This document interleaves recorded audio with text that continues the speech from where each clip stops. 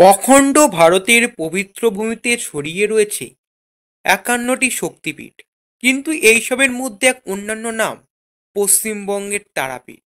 বীরভূম জেলার এই মন্দির শুধু এক তান্ত্রিক সাধনক্ষেত্রই নয়, বরং কোটি কোটি ভক্তদের বিশ্বাসের কেন্দ্রবিন্দু।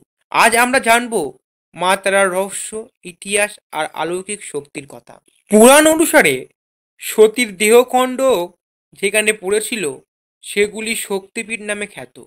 এখানে নাকি সতীর চোখ পড়েছিল, তাই এই স্থান তারাপীঠ নামে পরিচিত। ইতিহাস বলে এই মন্দির প্রায় ৮০০ বছর পুরানো।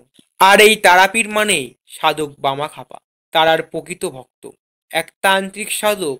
তিনি মা তারার কোলে বসেই উপাসনা করতেন। তার অলৌকিক শক্তি, ভবিষ্যৎবাণী আজও মানুষের মুখে মুখে। এই তারাপীঠ মন্দির নির্মিত হয়েছে বাঙালি মন্দিরের স্থাপত্য শৈলীতে। ওপরে রয়েছে অলঙ্কারকৃত গম্বুজ, নিচে কালো পাথরের নির্মিত দেবী মূর্তি। প্রতি বছর লক্ষ লক্ষ ভক্ত এসে এখানে কালী পূজা, মহালয়া, আমাবস্যা ও চণ্ডীপীঠ উপলক্ষে এখানে রাতভর যজ্ঞ চলে, হোম, তান্ত্রিক সাধনাও চলে। অনেকে বিশ্বাস করেন মা তারা চোখ খুলে তাদের দিকে তাকান। বহু মানুষ অলৌকিক ঘটনার সাক্ষীও হয়েছে। আরোগ্য, বিপদ মুক্তি, সন্তান প্রাপ্তি ইত্যাদি অনেক অলৌকিক ঘটনাই ঘটেছে। আজ তারাপীঠ শুধু বাঙালি নয়, ভারত ও বিশ্বের কোটি ভক্তের তীর্থ।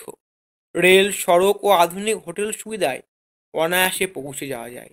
মন্দিরের পাশে গঙ্গা, দ্বারকা নদীর পবিত্র জল স্নান করে ভক্তরা আসে মা তারার আশীর্বাদ নিতে। তারাপীঠ শুধু এক মন্দির নয়, এটি এক বিশ্বাস, এক অনুভূতি, এক অলৌকিক সত্য। মা তারা আজও চোখে চোখ রেখে বলেন, ভয় করিস না, আমি তোর পাশে আছি।